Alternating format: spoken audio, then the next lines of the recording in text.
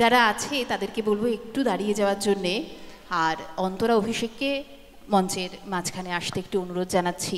ছায়ানট অন্তরা অভিষেকের খুব যত্ন করে গড়ে তোলা প্রতিষ্ঠান। ছায়ানটে যারা এতক্ষণ সঙ্গীত পরিবেশন করলো তাদের প্রত্যেককে কাব্যনাট্যের পক্ষ থেকে এক সুস্থ সংস্কৃতির অভিনন্দন জানাই। এভাবেই জুড়ে জুড়ে থাকো তোমরা, এভাবেই সুরে সুরে থাকো তোমরা। আমরা ওদের হাতে আমাদের যে ভালোবাসা সেটি পৌঁছে দেওয়ার জন্যে আমাদের মিষ্টি মেয়ে প্রত্যুষা এবং সায়ন্তনদা এই দুজনকেই মঞ্চে আসতে অনুরোধ জানাচ্ছি।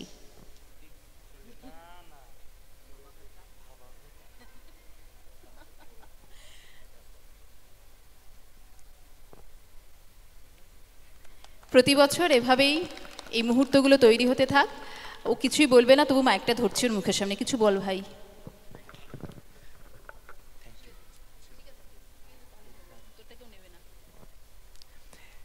কি বলবো, এর আগেও বহুবার যে কথা বলেছি, এতক্ষণ আমাদের নামে যা যা ভালো কিছু বলা হচ্ছিল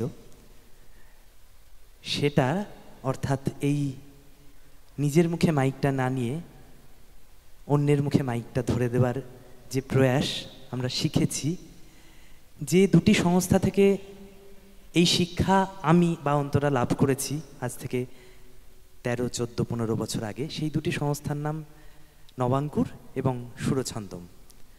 নবাঙ্কুরের কথা বললে আপনারা সকলেই জানেন স্বর্গীয় শ্রী প্রদীপ্তকান্তি বন্দ্যোপাধ্যায়ের কথা, আর সুরছন্দম বললে যাদের কথা আসে মিহির মিত্র জেঠু এবং সুস্মিতাদি। এই মানুষগুলোই প্রথম শিখিয়েছে যে নিজে বসন্ত উৎসবের দিন একটি গান না গেয়ে বা রবীন্দ্র জয়ন্তীর দিন নিজে একটি গান না গেয়ে সকলকে নিয়ে কি করে অনুষ্ঠান করতে হয়।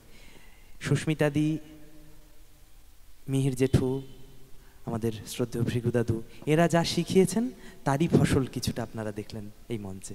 এর বেশি কিছু বলার নেই। ধন্যবাদ। আপনারা এইভাবেই আমাদেরকে ভালোবাসবেন। সুস্মিতাদি আমাদের দিদি হয়ে, আমাদের অভিভাবক হয়ে আজীবন আমাদের সঙ্গে থাকুন, এইটুকুনি আমাদের প্রার্থনা ছায়ানটের সকলের তরফ থেকে। অনেক ধন্যবাদ অভিষেক।